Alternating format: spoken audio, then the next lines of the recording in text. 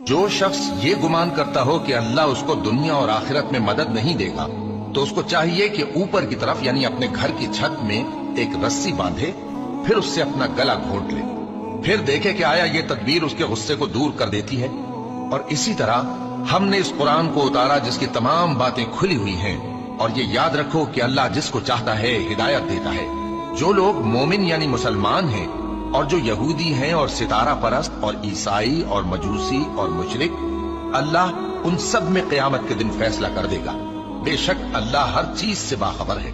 کیا تم نے نہیں دیکھا کہ جو مخلوق آسمانوں میں ہے اور جو زمین میں ہے، اور سورج اور چاند اور ستارے اور پہاڑ اور درخت اور چوپائے اور بہت سے انسان اللہ کو سجدہ کرتے ہیں، اور بہت سے ایسے ہیں جن پر عذاب ثابت ہو چکا ہے، اور جس شخص کو اللہ ذلیل کرے اس کو کوئی عزت دینے والا نہیں۔ بے شک اللہ جو چاہتا ہے کرتا ہے۔